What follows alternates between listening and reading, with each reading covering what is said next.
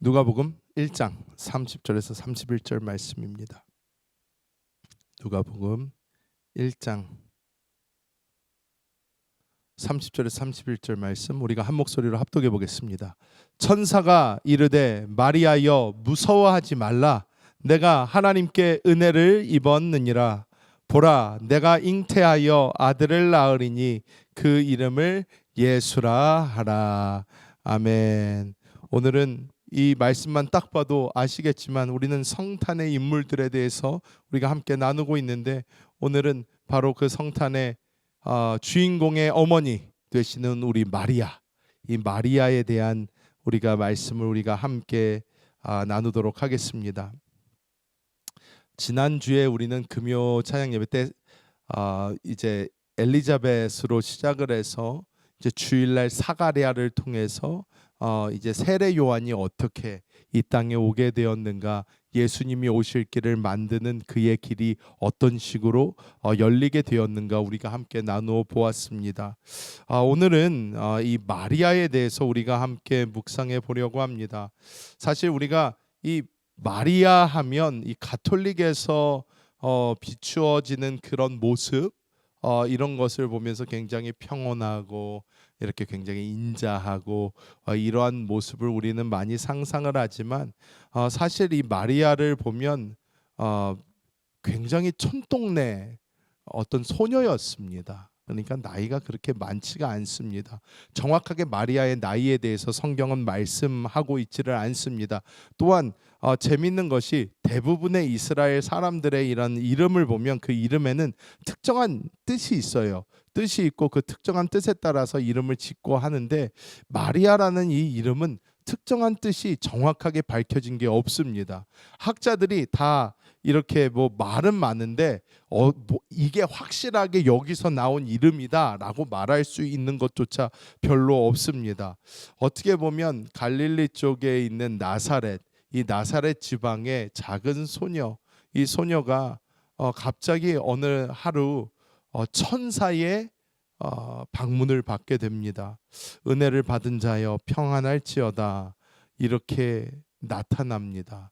우리가 이 사가랴의 이야기에서도 우리가 나누었지만 이 당시의 이스라엘의 상황을 우리가 이해를 해보자면, 이스라엘은 400년 동안 하나님께서 침묵의 기간을 지나고 계셨어요. 하나님이 이스라엘 백성에게 말씀 안 하셨습니다. 선지자도 없었고 아무것도 없었어요. 그런 상태에서 갑자기 이 나사렛이라는 이스라엘 사람들한테는 완전 촌달동네입니다.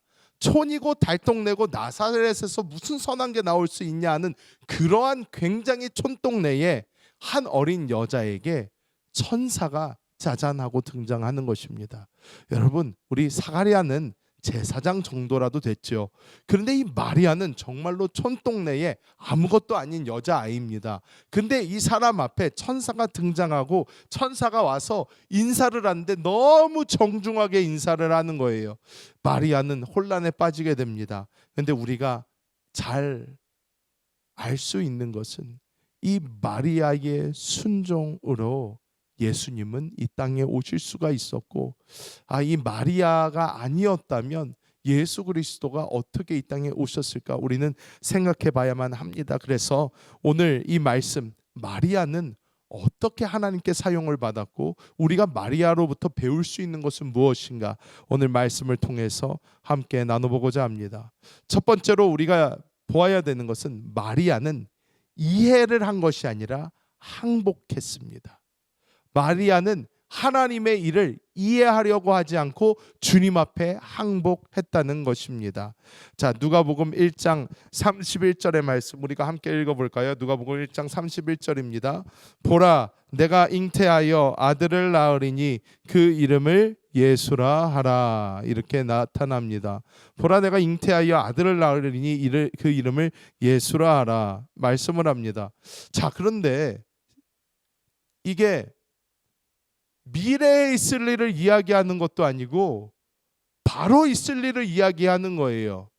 그냥 너가 언젠가 아들을 낳게 될 건데 그 아들이 메시아가 될 거야 라고 얘기를 해준 게 아니라, 너가 이제 잉태를 할 것이고 아들을 바로 낳게 될 건데 그 이름을 예수라 해라. 천사가 나타나서 밑도 끝도 없이 그런 얘기를 하니까 마리아는 이해가 되지를 않았어요. 누가복음 1장 34절에 이렇게 이야기를 합니다. 마리아의 답변 함께 읽어볼까요? 마리아가 천사에게 말하되 나는 남자를 알지 못하니 어찌 일이 있으리이까? 이렇게 이야기를 합니다. 제가 안 그래도 이 말씀을 준비하고 이 말씀을 하면서 저에게 약간 맨 처음에는 차별적이다라는 생각이 들었어요. 왜? 사가랴, 우리 알잖아요. 사가랴가 얘기하죠. 천사가 나타났을 때 똑같이 가브리엘이에요. 다른 천사도 아니에요. 똑같은 천사가 사가랴 앞에 6개월 전에 먼저 나타나가지고 사가랴한테 이야기합니다. 사가랴여, 너에게 이제 아들이 생길 거다. 엘리자벳이 너에게 아들을 낳아줄 거다. 이렇게 얘기를 했더니 사가랴가 이 일을 어찌 알리오? 뭐 이런 식으로 얘기했다가 벙어리가 돼버려요. 벙어리가 돼버리는데 마리아가 어떻게 해요? 천사에게 말하되 나는 남자를 알지 못하니 어찌 일이 있으리까? 이렇게 얘기를 했는데 마리아는 가브리엘이 아주 착하고 성실하게 답변을 해줍니다. 어떻게 합니까? 누가복음 1장 35절 계속 이어서 한번 읽어볼까요? 천사가 대답하여 이르되 성령이 내게 임하시고 지극히 높으신 이의 능력이 너를 덮으시리니 이러므로 나실 바 거룩한 이는 하나님의 아들이라 일컬어지리라. 이렇게 이야기를 합니다. 자, 그런데 천사가 그 이유를 설명해 주지만 이것은 마리아한테 자, 너 이렇게 될 거니까 이해하고 받아들이고 납득해라 이런 얘기가 아니에요. 일방적인 명령입니다. 이런 일이 이제 벌어질 거다라고 얘기를 해주는 거예요. 이거는 명령에 가깝습니다. 주권적인 하나님의 덮으심이 나타나는 것입니다. 천사가 처음에 마리아에게 인사를 하는 그 장면, 그 인사를 하는 장면부터 하나님의 주권을 보여줘요. 누가복음 1장 28절 우리 함께 읽어볼까요? 그에게 들어가 이르되 은혜를 받은 자여 평안할지어다 주께서 너와 함께 하시도다 하니. 여기서 보면 은혜를 받은 자여 평안할지어다 이렇게 인사를 합니다. 여기 보면 은혜를 받은 자여라는 이 단어가 케카리토메네라는 이 헬라어가 사용이 되었는데 이 헬라어는 수동태 완료 분사형입니다. 이 얘기는 무슨 말이냐면 마리아가 은혜 받을 만한 짓을 해서 마리아가 그럴 자격이 있어서 마리아가 무엇을 잘해서 마리아가 무엇이 준비가 됐기 때문에 하나님이 은혜를 주셨다라는 얘기가 아니라 마리아의 상태, 마리아의 어떠한 조건, 자격 이런 것에 상관없이 일방적인 하나님의 주권으로 그녀에게 은혜가 주어졌다 이런 얘기를 하는 것입니다. 하나님께서 마리아를 강권적으로 사용하시겠다고 했어요. 하나님이 무조건적으로 마리아를 택하셨다고 합니다. 여기서 우리가 보아야 되는 것이 무엇일까요? 우리는 많은 경우 하나님께 기도를 할 때 하나님께 이해를 구합니다. 하나님, 왜 나에게 이런 일을 주십니까? 하나님, 왜 이렇습니까? 이거는 도대체 왜 이래야만 합니까? 왜? Let me understand. 이해 좀 되게 해주세요. 하나님한테 이해를 구하는 경우가 참 많아요. 저는 이런 일이 있을 때마다 하나님의 마음을 어떻게 이해를 하냐. 저에게 애가 많기 때문에 저는 그런 일을 참 많이 봅니다. 저희 아이들이 어렸을 때는 저에게 와가지고 얘기를 해요. 아빠 왜요? 그래요. 왜요? 말도 잘 안 될 때도 왜요? 그래요. 그러면 걔한테 가서 막 설명을 해주면 얘가 알아먹습니까? 못 알아먹어요. 아기가 와서 얘기를 합니다. 아빠 아이스크림 주세요. 그래요. 아이스크림 주세요. 그러면 부모님은 보통 뭐라 그래요? 야, 너 아직 밥도 안 먹었는데 아이스크림 먹으면 입맛이 배려가지고 밥도 잘 안 넘어가고 밥이 먹기가 싫어지면 단 거 이런 거 몸에 안 좋은 것만 먹으면 너 몸에 안 좋아. 밥 다 먹어. 밥 다 먹으면 아이스크림 줄게. 아이스크림 밥 다 먹고 먹어. 아기가 이해를 하나요? 절대 안 해요. 안 해요. 이해를 못 해요. 아기는 뭐라 그래요? 아빠 미워. 아빠 난 안 사랑해. 아빠 나빠. 얘기를 합니다. 이 모습이 우리의 모습하고 너무 비슷해요. 하나님한테 그럽니다. 하나님 이거 해주세요. 하나님 이거요. 하나님이 안 해주고 기다려요. 하나님 지금 당장. 하나님한테 그러면 왜요? 하나님이 설명을 해줘도 우리는 어때요? 그것이 이해될 수 있는 수준이 아직 아닌 거예요. 우리가 그래서 종종 해야 되는 것이 있는데 그것이 무엇이냐? 우리는 이해하는 것이 아니라 우리가 이해를 해보려고 하는 것이 아니라 주님께 항복하고 주님을 믿어야 돼요. 주님을 믿어야 돼요. 자, 여기서 이게 어려울 것 같아요. 하지만 이게 생각보다 어렵지 않습니다. 여러분, 하나님이 여러분 사랑하는 거 믿으십니까? 믿으십니까? 정말 믿으시면요, 항복하고요, 마음 편하게 사시면 됩니다. 정말 그렇습니다. 정말 그래요. 하나님이 여러분을 사랑하시는데 하나님은 여러분에게 가장 좋은 것 주기 원하십니다. 그리고 하나님은 여러분이 가장 잘 되기 원하셔요. 근데 그 잘이 우리가 생각하는 잘과는 조금 다를 수는 있어요. 하지만 그것이 하나님 눈에 맞는 것이라면 그게 맞는 것이에요. 그러니까 우리는 하나님이 나를 향한 가장 아름다운 그 미래와 하나님이 나를 향한 그 계획이 가장 완벽한 계획임을 믿고 하나님께 항복하고 하나님께 나의 삶을 드리고 맡기고 내 삶이 비록 내가 생각한 것, 내가 원하는 대로 가고 있지 않더라도 하나님께서 하고 계시다는 것을 우리는 알고 그 주님께 왜가 아닌 네를 할 수 있는 그 사람들이 되어야 될 줄 믿습니다. 여러분, 중국의 선교의 아버지라 불리는 허드슨 테일러가 유명한 선교사님 계십니다. 근데 이 허드슨 테일러와 함께 사역을 했던 존하고 베리 스템이라는 선교사님이 있었어요. 이 두 분입니다. 존, 베리. 이렇게 볼 때요, 나이가 되게 많아 보이죠. 나이가 되게 많아 보이는데 나이가 절대 많지 않았어요. 둘 다 20대였습니다. 둘 다 20대였는데 원래 옛날 사람들은요, 저때 사진 저렇게 찍어가지고 하여튼 더 들어 보여요. 20대예요, 20대. 둘 다 20대입니다. 그런데 둘 다 20대인 사람들이 어떻게 해요? 콜링을 받고 중국으로 갑니다. 중국으로 가요. 이들에게는요, 3개월 된 딸이 있었어요. 3개월 된 딸이 있었는데 이 두 사람이 중국으로 선교를 가서 선교를 하다가 어떻게 되냐면 중국 정부에 잡힙니다. 중국 정부에 잡혔는데 잡혀서 결국은 끌려가서 사형을 당해요. 끌려가서 사형을 당합니다. 그 칼로 쳐서 죽여요.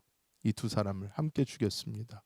3개월 된 딸은 이 두 사람이 끌려갈 때 다른 사람에 의해서 다른 곳으로 데려가서 나중에는 미국 땅으로 다시 돌아와서 이름도 바꾸고, 왜 너무나 이 어린애가 관심을 많이 받으니까 부모님께 어떤 일이 있었다라는 게 뉴스가 되니까, 그러면서 이 두 분의 이 선교사님의 유품들을 정리를 하다가 이 베티 선교사님의 일기장이 나왔어요. 거기 일기장에 이렇게 쓰여 있었다고 합니다. 주님, 저는 저의 모든 계획과 목적, 저의 모든 욕망과 희망을 포기합니다. 그리고 당신의 뜻을 받아들입니다. 제 삶을 사용하셔서 당신의 뜻을 이루소서. 대가를 따지지 않겠습니다. 이렇게 썼다고 합니다. 이 사람들은, 제가 이 베티 선교사님이 쓴 거를 직접 읽어봤는데 대략적인 내용은 이런 내용이에요. 나도 젊은 사람인데 꿈도 있고 희망도 있고 미래를 향한 어떤 그런 그림도 있는데, 그런데 내가 아무리 잘 그려도 하나님이 그리는 것만큼 내가 그릴 자신이 없습니다. 하나님, 내 삶 내가 이래라 저래라 하지 않을 테니 하나님께서 사용해 주세요 하고 하나님께 완전히 드리는 글을 썼어요. 그리고 순교했습니다. 20대 나이였습니다. 순교합니다, 두 사람이. 그런데 사람들에게도 이해가 되지 않아요. 이 젊은이들이 왜 그렇게 빨리 목숨을 버려야 됐나? 왜 이렇게 빨리 죽어야만 됐나? 하나님은 왜 그들을 구해주지 않으셨나? 여러 가지 질문이 있었을 수 있습니다. 하지만 이 존과 베티는 하나님을 위해서 그 삶을 온전히 드렸고, 이 존과 베티가 불씨가 되어서 하나님의 놀라운 복음의 역사, 선교사로 헌신하고 또 중국 선교에 놀라운 불을 일으키는 두 사람이 된 줄 믿습니다. 이 그들의 순교를 통해서 많은 청년들이 이 중국 선교를 위하여 헌신하고 그 중국 안에서도 일어나는 일이 있었다고 합니다. 우리는 때로 하나님께서 하시는 일이 이해가 안 될 때가 많아요. 하나님 왜 그러세요? 하나님 왜 이러시는 거예요? 하지만 우리가 이 마리아를 생각하고 존과 베티를 생각하면서 하나님, 나에게 가장 좋은 길을 예비하시는 하나님을 찬양합니다. 지금 내가 이해가 안 되더라도 주님 따라가겠습니다 하는 우리 모두가 되기를 예수님의 이름으로 축복합니다. 두 번째로 마리아가 이제 천사에게 한 얘기가 있습니다. 주의 여종이오니라는 이 단어가 나옵니다. 자, 누가복음 1장 38절의 말씀 우리가 함께 읽어볼까요? 마리아가 이르되 주의 여종이오니 말씀대로 내게 이루어지이다 하매 천사가 떠나가니라. 이렇게 나옵니다. 여기서 여종이라는 단어가 나오는데요. 여종, 주의 여종이오니, 그리고 목사들도 주의 종이다 이렇게 이야기를 하잖아요. 그런데 많은 사람들이 이 뜻을 잘 몰라요. 이 뜻을 잘 모릅니다. 주의 종이다, 그냥 뭐 겸손하게 말하는 건가 보다 이렇게 이야기를 하는데, 여러분, 종이라는 이 단어는요, 이 둘레라는 단어가 사용이 됐는데, 여기서 말하는 이 종이라는 것은 무슨 싹스를 받고 고용이 되어가지고 그냥 어느 순간 9 to 5, 뭐 8 to 무슨 그런 잡이 아니에요. 그 소유물로 산 완벽한 노예입니다. 완벽한 노예를 이야기를 해요.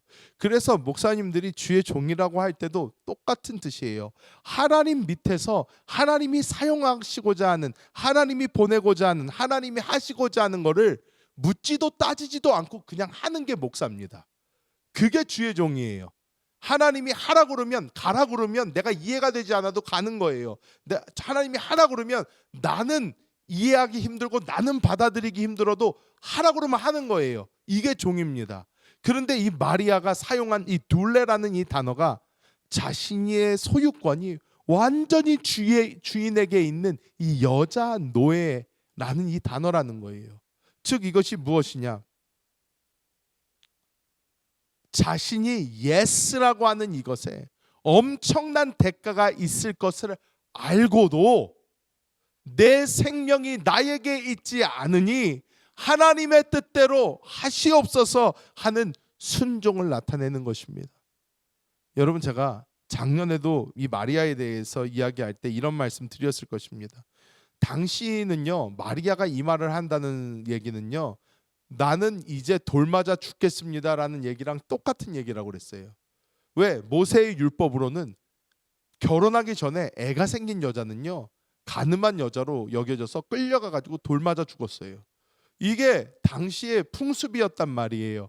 근데 천사가 와서 남자를 알지 못하는데 하나님의 권능으로 임신을 하게 될 거래요. 이거는요, 웃을 일도 아니고요, 고마워할 일도 아니고요, 사형 선고입니다. 그냥 사형 선고예요. 아, 나 죽으라고 하는구나 라는 말입니다. 그런데 그때 마리아는 뭐라고 했냐? 주의 여종이다 라고 했어요.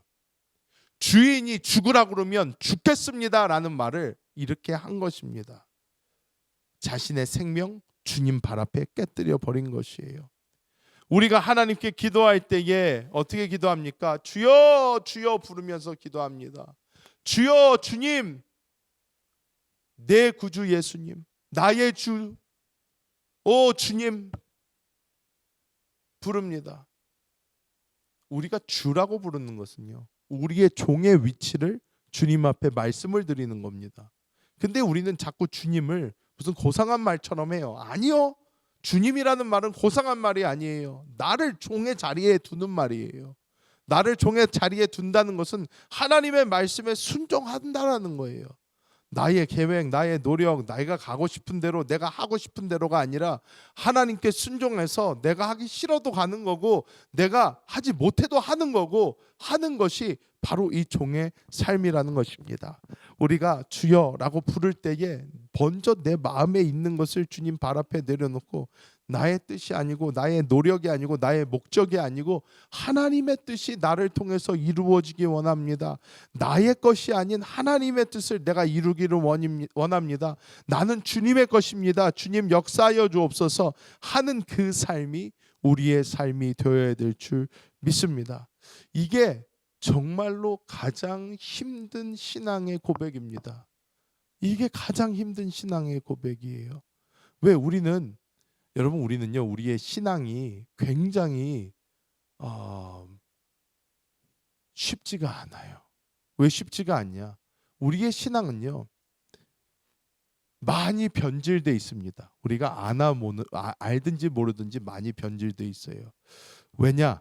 우리의 신앙은 사실 이 습관과 어떤 우리가 옛날부터 믿어오던 것이 많이 섞여져 있어요.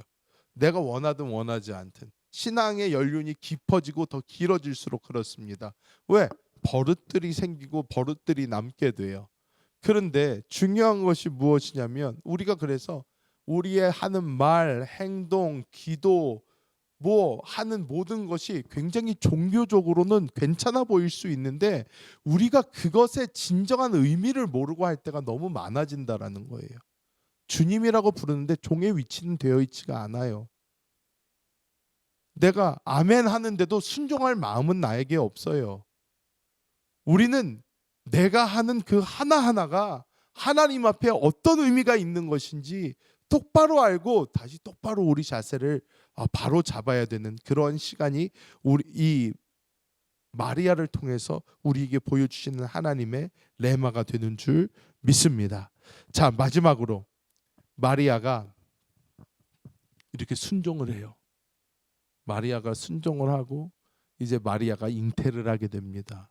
근데 마리아랑 이제 6개월 차이죠.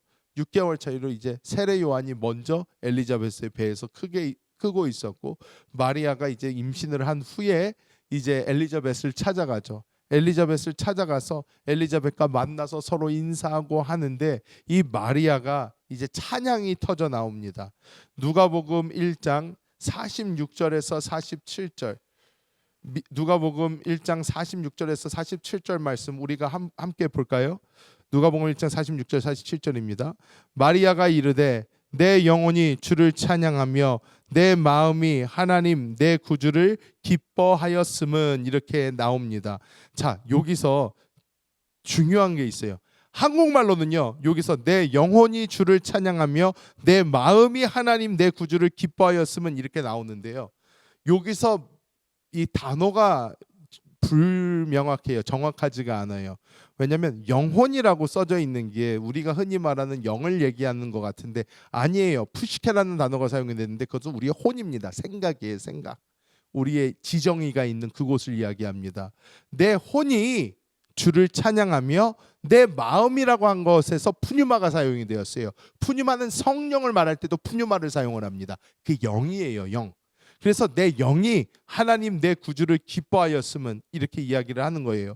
여기서 이제 중요한 것이 무엇이냐면 내가 내 이 지정의로 하나님께 순종해서 하나님을 찬양하면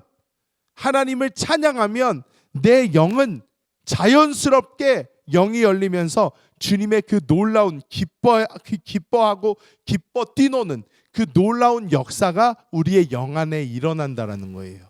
자, 이것이 무슨 말이냐면 쉽게 얘기를 하면 우리가 나의 이 이해가 되지 않더라도 하나님 앞에서 하나님 내가 주님 앞에 순종하겠습니다. 내가 주님을 따르겠습니다 하고 내가 주님 앞에 이렇게 나아갔을 때 우리가 그 순종을 이루었을 때 우리의 영으로는 생명이 솟아오른다는 거예요. 살아나고 회복되고 하나님의 놀라운 기적의 역사가 일어납니다. 우리가 생각할 때 내가 이해가 안 되는데 어떻게 순종합니까? 그런데 우리가 뭔지 모르겠는데 하나님이 순종해라 그래서 그냥 아멘 알겠습니다. 주님께 순종합니다 했을 때 알 수 없는 그 놀라운 기쁨이 우리 안에서 터져 나오는 거예요. 우리 안에서 솟아오르는 거예요. 아, 내가 하나님한테 순종했더니 이런 놀라운 평강이 주어지는구나. 놀라운 기쁨이 있구나. 우리가 알게 되는 것입니다. 여러분, 마리아의 상황을 보세요. 임신하고 엘리자벳을 만나러 갔을 때도 마리아의 상황은 변한 게 없어요. 미혼모예요. 미혼모. 배는 불러오기 시작을 하는데 변한 거 하나도 없고 돌 맞아 죽기 일보 직전인 그런 상황인데도 불구하고 이 마리아는 어떡합니까? 마리아가 하나님을 찬양했더니 그 안에서는 생명이 흘러 넘치는 것입니다. 우리도 어떻게 해야 됩니까? 상황에 상관없이 우리의 어떻게 펼쳐져 있든지 우리는 하나님께 찬양할 때, 우리가 하나님을 찬양하며 기뻐할 때, 하나님께 영광 돌릴 때 우리 안에서는 놀라운 생명이 흘러넘칠 줄 믿습니다. 우리가 잘 아는 요한 세바스찬 바크, 이 바하라는 사람이 있습니다. 이 사람의 악보에는 항상 특별한 서명이 있었다고 합니다. 시작 부분에는 예수 유바, 예수여 도우소서라는 것을 늘 JJ라고 먼저 해놨고, 그리고 곡의 끝에는 항상 SDG, 솔리 디오 글로리아, 오직 하나님께 영광을. 어떤 곡을 써도 바하는 JJ로 시작을 해서 SDG로 끝났어요. 자기가 시작하면서부터 오직 예수님 나를 도와주소서 하고 시작을 해서 하나님께 영광을 돌리는 것으로 끝났단 말이에요. 우리의 삶도 이렇게 돼야 된다는 것입니다. 지금 나의 상황 변하지 않고 환경 변하지 않고 그런 상황에서도 우리는 하나님, 예수님 나를 도와주소서 하고 하나님께 영광을 하며 찬양하며 나아갈 때에 우리 안에서는 하나님의 놀라운 생명이 우리를 인도하는 기적이 나타날 줄 믿습니다. 말씀을 맺도록 하겠습니다. 마리아의 모습을 보면서 우리가 다시 한번 돌아봐야 되는 것은 하나님은 이해가 아닌 순종을 원하신다라는 거예요. 이해가 아닌 순종. 하나님은 나를 정말 사랑하신다. 하나님이 나의 길을 가장 잘 인도해 주실 것이다. 믿고 순종하고 가는 거예요. 믿고 순종하고 가는 것입니다. 또 주님 앞에 주님의 종입니다. 나는 주님께 순종합니다. 정확한 스탠스를 우리가 가지고 우리가 날마다 주님 의지하면서 찬양하며 나아갈 때 우리 가운데는 세상이 줄 수 없는 하나님의 영광이 우리를 인도하게 될 줄 믿습니다.